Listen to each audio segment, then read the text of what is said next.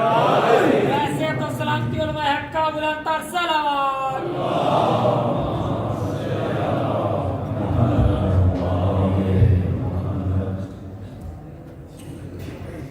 أعوذ بالله السميع العليم من الشيطان اللعين الرجيم. بسم الله الرحمن الرحيم. الحمد لله ثم الصلاة والسلام على رسول الله وعلى آله آل الله واللعنة الدائمة على أعدائهم أعداء الله إلى يوم لقاء الله. أما بعد فقد قال علي بن أبي طالب عليه الصلاة والسلام: سبحانك خالقا ومعبودا بحسن بلائك عند خلقك. سامعین گرامی قدر، حق کے مطلب تو یہ ہے کہ جس طرح ہم نے علی علیہ السلام کو نہیں پہچانا، ہم نے علی کے کلام کو بھی نہیں پہچانا. یہ حقیقت ہے، چاہے ہم اس کو قبول کریں یا نہ کریں. جہاں پہ نہج البلاغہ ہمیں توحید کی معرفت عطا کرتی ہے، یہ کتاب رسالت کی پہچان ہمیں نہج البلاغہ سے ہوتی ہے، دیگر دینی احکام کی پہچان ہمیں اس نہج البلاغہ سے ہوتی ہے. خود علی علیہ السلام کی ذات کی پہچان بھی نہج البلاغہ سے ہوتی ہے. صلوات بر محمد والے محمد.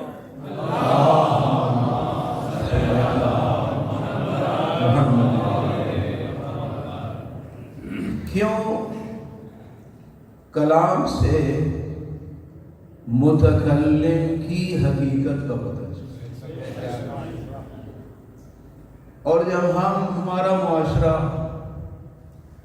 اصلاً نہج البلاغہ یا معصوم کی فرمودات کی طرف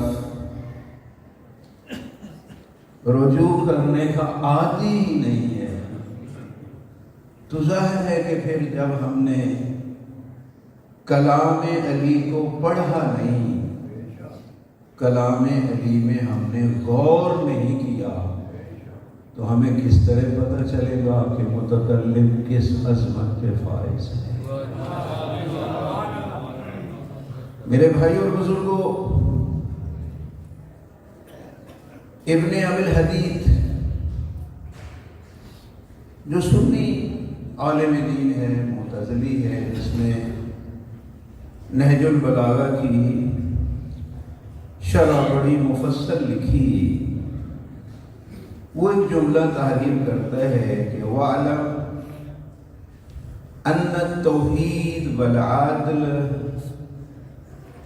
وَالْمَبَاحِثِ الشَّرْعِيَّةِ الْإِلَٰهِيَّةِ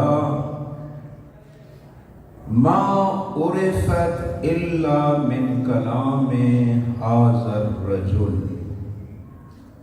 کہتے ہیں اگر آپ غور کریں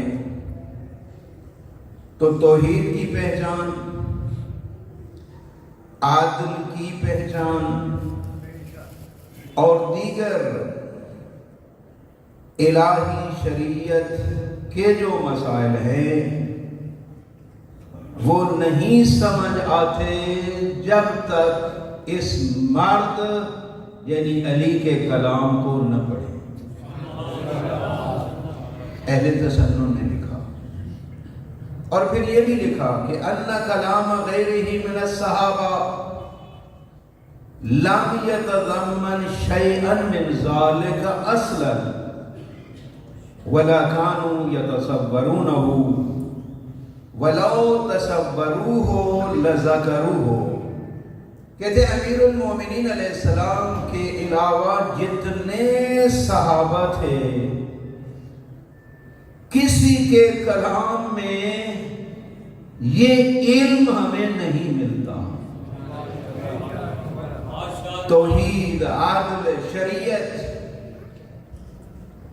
علی علیہ السلام کے علاوہ جتنے صحابہ ہیں لم یتضمن شیئا من ذالک اصلا، ان کے کلام میں اصلاً توحید و عدل و شریعت کی باتیں ہمیں نظر نہیں آتی، بلکہ یہاں تک لکھا وَلَا كَانُوا يَتَصَوَّرُونَهُ، یہ باتیں ان کے تصور میں بھی نہیں تھیں جو علی نے بیان کی. لکھتے ہیں لو تصوروہ لذکروہ، اگر ان کے ذہن میں یہ علوم ہوتے تو کہیں تو بیان کرتے. لو تصوروہ لذکروہ، اگر ان کے ذہن میں یہ علوم ہوتے تو کہیں تو بیان کرتے. ان کا کہیں بھی بیان نہ کرنا یہ دلیل ہے کہ جو علوم علی علیہ السلام نے بیان کیے ہیں وہ ان کے ذہنوں میں بھی نہیں. وَهَذِهِ الْفَضِيلَةُ عِنْدِي اعظم فضائلہ. وہ سنی محقق لکھتا ہے کہ علی ابن ابی طالب کی جو یہ فضیلت ہے نا کہ توحید و عدل و پوری شریعت کو علی علیہ السلام نے جو بیان کیا ہے اور دوسروں نے ذکر تک نہیں کیا، میرے نزدیک علی کی سب سے بڑی فضیلت یہی، سب سے بڑی فضیلت یہی ہے. اور شاید یہی وجہ ہے کہ وہ خلیل نحوی علم نحو میں ایک بہت بڑا محقق گزرا ہے، اس کا اپنا ایک نظریہ ہے علم نحو میں. اس سے کسی نے یہ پوچھ لیا کہ آپ کس طرح علی والے ہو گئے؟ وہ شیعہ ہو گیا نا، خلافت بلا فصل امیر المومنین کا قائل خلیل نحوی.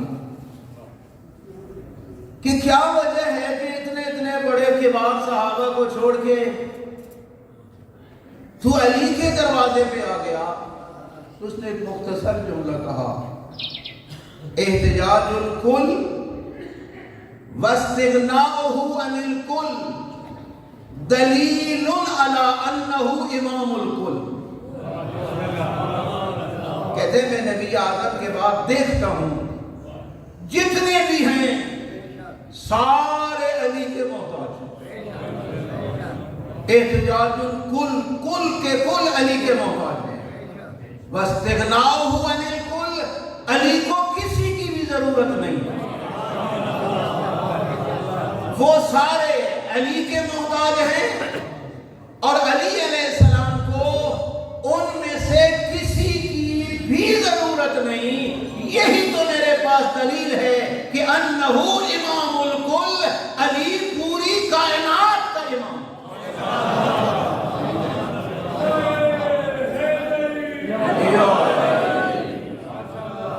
تو اس لیے میرے بھائیوں اور بزرگوں ایک بڑا اچھا جملہ میں نے یہی نہج البلاغہ برادر علوی صاحب نے چاپ کرائی، خداوند عالم کی توفیقات میں اضافہ فرمایا. اس خطبے میں مجھے بڑا پیارا جملہ میری نظروں سے گزرا جن میں وہ لکھتے ہیں کہ نہج البلاغہ اللہ کے ولی کا، اللہ کے بندوں کو اللہ کی طرف بلانے کا دعوت نامہ ہے.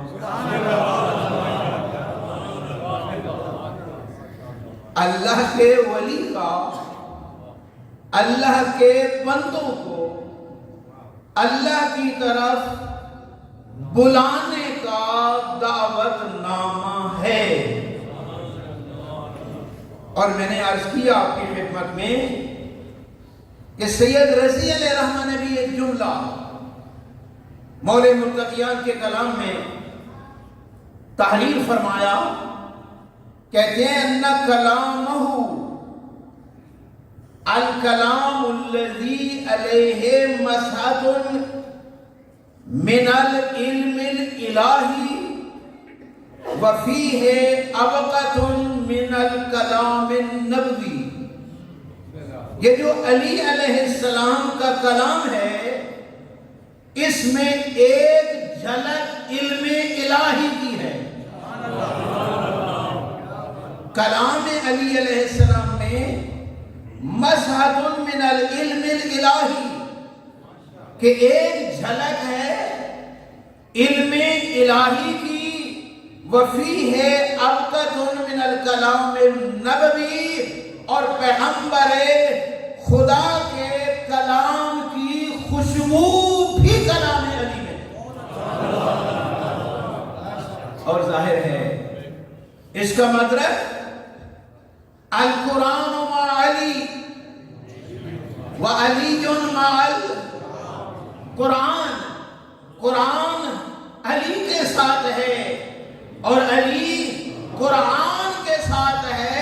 جو بولتا ہے قرآن سے لے کے بولتا ہے، اور قرآن کلام الہی ہے۔ اس وجہ سے کلام امیر المومنین میں کلام الہی کی جھلک موجود ہے، اور ادھر کلام نبوی کی خوشبو بھی ہے۔ کیوں نہ ہو؟ انا مدینۃ العلم وعلی بابها، میں شہر علم ہوں، دروازہ علی ہے، تو علی نے جو بیان کرنا ہے اسی خزانے سے لے کے بیان کرنا ہے۔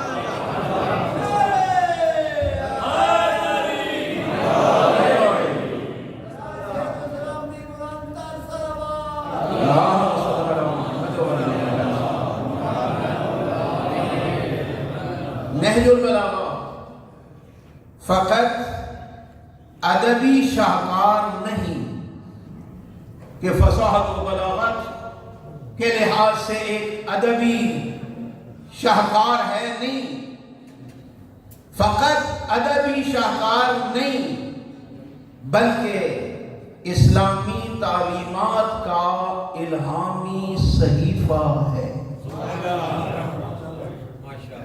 افصح العرب سید الانبیاء، افصح، یہ مفتی صاحب قبلہ کا جملہ ہے، افصح العرب کی آغوش میں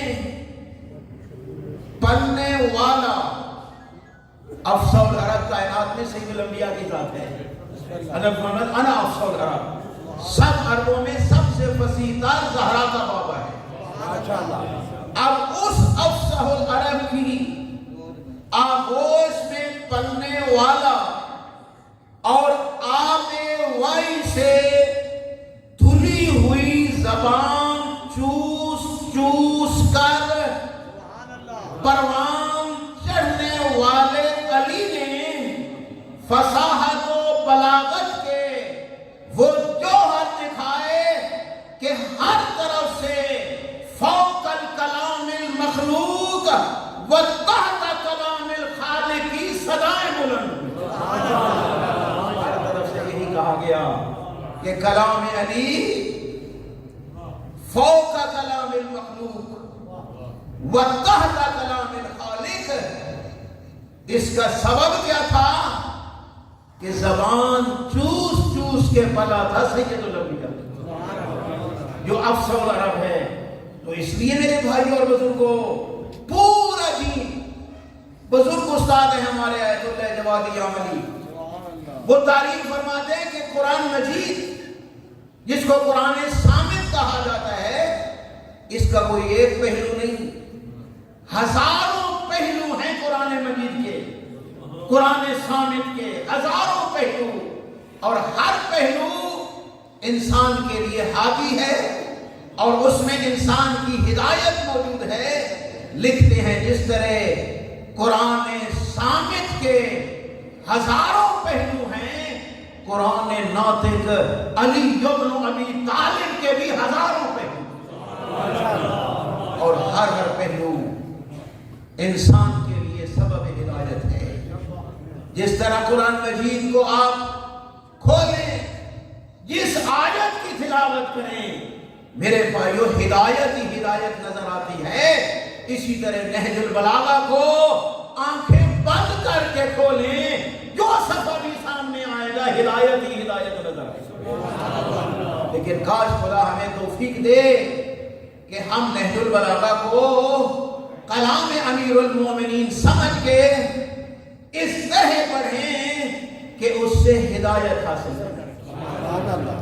وقت بہت محدود ہے، میں نے فقط آپ کے سامنے خطبہ نمبر 108 ہے، یہ جو میرے پاس نہج البلاغہ ہے، یہ نجف سے چاپ ہوئی ہے، اس کا خطبہ نمبر 108 ہے۔ ویسے جو ظاہراً برادران نے چھاپا ہے، اس میں اس کا شاید خطبہ نمبر 107 ہے۔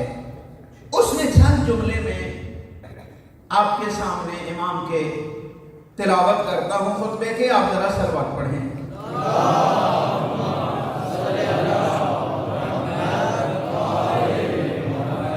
فرماتے ہیں سبحانک خالقا و معبودا، اے میرے اللہ، میں تجھے خالق اور لائق عبادت سمجھ کے تیری تسبیح کرتا ہوں، اور میں حیران ہوں بے حسن بلائک عند خلقک کہ تو نے اپنی مخلوق کے ساتھ کتنا حسین برتاؤ کیا۔ خلقت دارا وجعلت فیہ معدبا مشربا ومطعما وازواجا وخدما وقصورا وانہارا وزروعا وثمارا۔ اے میرے کریم اللہ، تو نے اپنے ان بندوں کے لیے ایک گھر پیدا کیا، ایک گھر بنایا، خلقت دارا، ایک گھر بنایا، اور اس گھر میں ایک مہمانی کی جگہ بنائی، مادوبہ، جہاں مہمان کی مہمان نوازی کی جائے، اور وہاں پہ کیا کیا خلق کیا؟ پینے کی چیزیں، کھانے کی چیزیں، ازواج، خادم، محل، نہریں، پھل، یہ سب کچھ پیدا فرما کے اس گھر میں ثم ارسلت داعیا یدعو الیہا، پھر تو نے اپنا ایک پیغمبر بھیجا کہ جا میرے بندوں کو میرے گھر کی دعوت دے۔ اللہ اکبر، اتنا نعمتوں سے بھرا ہوا گھر جس کو جنت الفردوس کہا جاتا ہے، خدایا تو نے اس میں ہر قسم کی نعمت کو پیدا فرما کے سید الانبیاء جیسی ہستی کو بھیجا کہ جاؤ میرے بندوں کو میرے گھر کی طرف دعوت دو۔ امام بڑا دکھی جملہ آگے بیان فرماتے ہیں، فلد داعی اجابو، افسوس ان لوگوں نے سید الانبیاء کی آواز پہ لبیک نہ کہا۔ اتنا گھر بنا کے، اتنی نعمتوں والا اور دعوت دینے والی وہ ہستی کے لولاک لما خلقت الافلاق، ہم جیسے بندوں کو آ کے دعوت دی، آؤ اللہ نے تمہارے لیے گھر بنایا ہے، آؤ ادھر چلیں۔ لیکن امام فرماتے ہیں فلد داعی اجابو، اصلاً انہوں نے اس دعوت دینے والے کی آواز پہ لبیک نہ کہا، بلکہ جنت جانے کی بجائے اقبلوا علی جیفتن، سارے مردار پہ آ کے لپک پڑے، سارے جنت کو چھوڑ دیا، مردار پہ حملہ کر دیا۔ اقبلوا علی جیفتن، مردار پہ انہوں نے حملہ کر دیا، اور قد افتضحوا بعقلها، اس مردار کو نوچ نوچ کے کھانے لگے اور ہمیشہ کے لیے رسوا ہو گئے۔ افتضحوا، رسوا ہو گئے، بعقلها واصطلحوا على حبها، سب لوگ اکٹھے ہو گئے اس مردار کی محبت پر۔ اب جانتے ہیں امام نے فرمایا ہے الدنیا جیفتن طلابها کلاب، کہ دنیا ایک مردار ہے اور اس کو طلب کرنے والے کتے ہیں۔ اگر آپ غور کریں تو یہی تشبیہ یہاں بھی ہے۔ اقبلوا علی جیفتن، مردار پہ حملہ کر دیا انہوں نے، وقد افتضحوا بعقلها، اور اس مردار کو نوچ نوچ کے جب کھانے لگے تو رسوا ہو گئے۔ واصطلحوا علی حبها، سب نے ایکا کر لیا اسی مردار کی محبت پر، وہی مردار سب کے دل میں ہے۔ اور حضرت نے فرمایا ومن عشق شیئا عاش بصرہ، مسلم جو کسی کا عاشق ہو جاتا ہے نا، یہ عشق اور محبت عاشق کی آنکھوں کو اندھا کر دیتی ہے، اندھے ہو گئے اس مردار کے عشق میں۔ وَأَمْرَضَ قَلْبًا، اس عشق نے ان کے قلب کو مریض کر دیا۔ فَهُوَ يَنْظُرُ بِعَيْنٍ غَيْرِ صَحِيحَةٍ، اب عاشق دیکھ تو رہا ہے لیکن جب اس کی آنکھیں ہی صحیح نہیں ہیں، اس کو نظر ہی نہیں صحیح آتا، تو یہ دنیا کی حقیقت کو کیا سمجھے گا؟ اندھا یسمع بِعُذْنٍ غَيْرِ سَمِيعٍ، سنتا تو ہے لیکن کان ایسا جو حقیقت کو سننے کے لیے تیار نہیں ہے۔ قد خرقت الشہوات عقلا، دنیا کی خواہشات اور شہوات نے اس کے عقل کو پارا کر کے رکھ دیا۔ وَأَمَاتَتِ الدُّنْيَا قَلْبًا، دنیا کی محبت نے اس کے قلب کو مردہ کر دیا۔ وَوَلِحَتْ عَلَيْهَا، اس نفس اور اس کا نفس اسی دنیا پہ ہی مر مٹنے لگا۔ نتیجہ کیا نکلا؟ فَهُوَ عَبْدٌ لَهَا، یہ انسان اسی دنیا کا غلام بن گیا۔ فقط دنیا کا غلام نہیں بنا، وَلِمَنْ فِي يَدَيْهِ شَيْءٌ مِّنْهَا، دنیا کا بھی غلام بنا، اور جس کے ہاتھ میں تھوڑی سی دنیا ہے یہ اس کا بھی غلام بن گیا۔ مالدار کو سلوٹ کیے جاتے ہیں، سلام کیے جاتے ہیں کہ بڑا مالدار انسان ہے۔ معصوم نے کیا فرمایا؟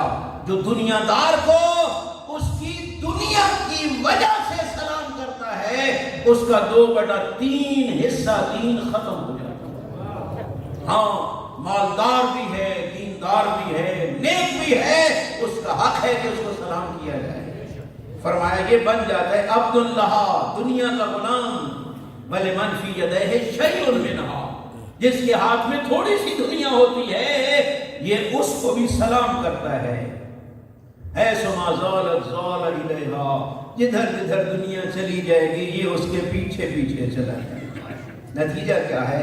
لا ينزجر من اللہ بزاجر، اگر کوئی اللہ کی طرف سے بندہ آ جائے اور اس کو کہے کہ ذری ہاتھ ہولا رکھ، اس کی بات سننے کے لیے تیار ہے۔ ولا ينزجر، نہیں رکتا، من اللہ بزاجر، اللہ کی طرف سے کوئی آ جائے روکنے والا نہیں رکتا۔ ولا يتعظ منہ بواعظ، اگر کوئی واعظ آ کے واعظ کرنے لگے اس کے واعظ کو قبول کرنے کے لیے تیار نہیں ہے۔ فرمایا نتیجہ کیا نکلے گا؟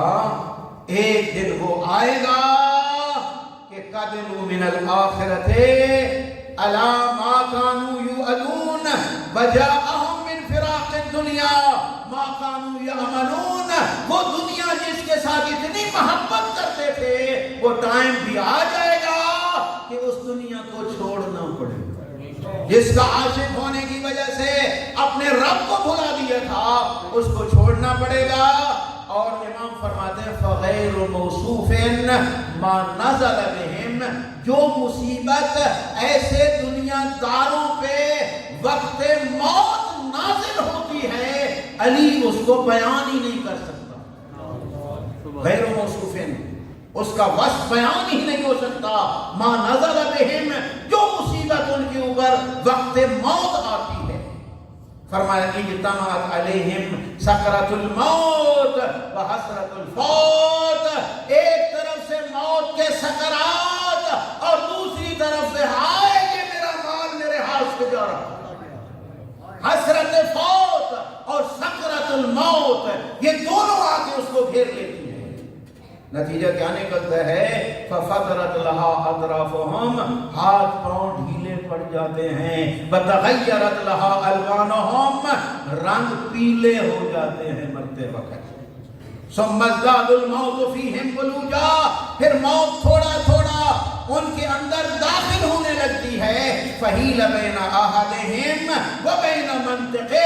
سب سے پہلا حملہ جو موت کرتی ہے زبان پہ کرتی ہے. امیر المومنین فرما رہے ہیں علی ابن ابی طالب جو موت کی حقیقت سے سب سے زیادہ آگاہ ہیں. فرمایا حیل بین احدہم و بین منطقہ.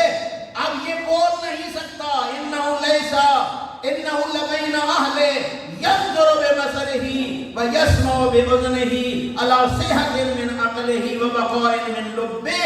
کہتے ہیں کہ اس کی عقل بھی صحیح ہے, اس کا دماغ بھی ٹھیک ہے, سن بھی رہا ہے, دیکھ بھی رہا ہے, لیکن بول نہیں سکتا کیونکہ زبان نہیں بول سکتی. یفکر اب سوچتا ہے فی ما افنا عمرہ. ہائے میں نے اپنی عمر کو کہاں فنا کر دیا, میں نے زندگی کو کہاں برباد کر دیا. وفی ما اذهب دہرا. یہ میری 65-70 والی سال والی زندگی میں نے کہاں برباد کر دی. یتذکر اموالا. یاد کرتا ہے ان مالوں کو جمعہا جن کو اکٹھا کیا تھا. اب وہ اس وقت یاد کرتا ہے اور اکٹھے وقت کرتے وقت کیا کیا تھا. احمد فی مطالبہا. اس دنیا کو کماتے وقت آنکھیں بند کر لی تھی. حلال تھا پھر بھی اکٹھا کر لیا, حرام تھا پھر بھی لوٹ لیا. آنکھیں بند کر لی تھی اس نے اس وقت. فرمایا قد لازمت ہو تبعات جمعہا. مال بچ گیا, موجیں کوئی کریں گے, حساب اسے دینا ہوگا. اب اشرف علی فراقہا. اس مال کی جدائی کے قریب چلا گیا. وتبقى لمن وراءه ينعمون فيها ويتمتعون بها. جو پیچھے اولاد ہے, عزیز و اقارب ہیں, وہ کریں گے موجیں اور گلچھرے اڑائیں گے. والإثم على ظہرہ. حساب سارا اس کی پشت پہ ہے. جو حرام حلال اکٹھا کر کے چلا گیا. آگے حضرت فرماتے ہیں کہ فَهُوَ يَعُزُّ يَدَاهُ نَدَامَةً عَلَى مَا أَسْهَرَ لَهُ عِنْدَ الْمَوْتِ. موت کے وقت ڈھیر ساری چیزیں نظر آتی ہیں. زندہ ہوتا ہے انسان لیکن ڈھیر ساری چیزیں نظر آتی ہیں اس وقت. فرمایا جو دنیا کی حقیقت اور مال کی حقیقت اس کے سامنے موت کے وقت آتی ہے نا, اس منظر کو دیکھ کے اپنے ہاتھوں کو کاٹتا ہے. یحز علی یدیہ. دانتوں سے کاٹتا ہے اپنے ہاتھوں کو. ندامتاً پشیمانی کی وجہ سے, ہائے میں نے ایسا کیوں کیا. وَيَزْهَدُ فِي مَا كَانَ يَرْغَبُ فِي أَيَّامِ عُمْرِهِ، وہ چیز کہ جس کو اپنی زندگی میں کمانے کی کوشش کرتا تھا، آج کہتا ہے کاش وہ میرے پاس نہ ہوتی۔ یزہد ظاہر بچاتا ہے اپنے آپ کو۔ وَيَتَمَنَّا أَنَّ الَّذِي كَانَ يَقْبِضُهُ بِهَا وَيَحْسُدُهُ عَلَيْهَا قَدْ حَازَهَا دُونَهُ، تمنا کرتا ہے کہ وہ لوگ جو میرے مال اور دولت کو دیکھ کے میرے لیے حسد کیا کرتے تھے، کاش کے مال ان کے پاس ہوتا میرے پاس نہ ہو۔ دنیا میں ہے نا دوسرے کے مال کو دیکھ کے کچھ غبطہ کرتے ہیں، کچھ حسد کرتے ہیں۔ اب اس مرنے والے کی خواہش یہی ہے کہ کاش فقط حاضہ دونہ ہو، یہ مال ان کے پاس ہوتا میرے پاس نہ ہوتا۔ فلم یزل الموت یبالغ فی جسدہ حتی خالط لسانہ وسمعہ، حضرت فرماتے ہیں پھر موت مزید اس کے جسم میں داخل ہونے لگتی ہے، حتیٰ کہ جب زبان گم ہو جاتی ہے تو ساتھ کان بھی سننا چھوڑ دیتے ہیں۔ اب فصار بین اہلہ لا ینطق بلسانہ ولا یسمع بسمعہ، اب پڑا ہے اپنے اہل و عیال کے سامنے، نہ بول سکتا ہے نہ سن سکتا ہے۔ یردد طرفہ بالنظر فی وجوہہم یرا حرکات السنتہم ولا یسمع رجا کلامہم، فرمایا بس اپنے رشتہ داروں کے چہروں کو دیکھتا ہے، کبھی ادھر دیکھتا ہے کبھی ادھر دیکھتا ہے، نہ ان کی بات کو سن سکتا ہے نہ جواب دے سکتا ہے، بس ان کے لبوں کی حرکت کو دیکھتا ہے، بس یہ حالت ہے۔ اس کے بعد ثم ازداد الموت التیاطا بہ، پھر موت آگے بڑھتی ہے، فقبض بصرہ کما قبض سمعہ، جس طرح سماعت ختم ہو گئی تھی، زبان گنگی ہو گئی تھی، اب آنکھیں بھی اندھی ہو جائیں۔ یہ آخری حملہ، وخرجت الروح من جسدہ، اب روح اس کے جسم سے نکل جائے گی، فصار جیفۃ بین اہلہ، اب یہ علامہ اور مولانا صاحب اپنے رشتہ داروں کے درمیان ایک مردہ پڑا ہے۔ کر اوحشوا من جانبہ، وہ جو بڑے بڑے جفیاں ڈالتے تھے، اس کو مصافحے کرتے تھے، ہاتھ چومتے تھے، آج مولانا سے ڈر رہے، اولاد بھی قریب آنے کے لیے تیار نہیں، اوحشوا وحشت محسوس کرتے ہیں، من جانبہ وتباعدوا من قربہ، اب اس سے دور چلے جاتے ہیں، اور ثم حملوہ، حتیٰ یہ حالت ہوتی ہے میرے بھائی کہ اولاد غسل دینے کے لیے تیار نہیں ہوتی۔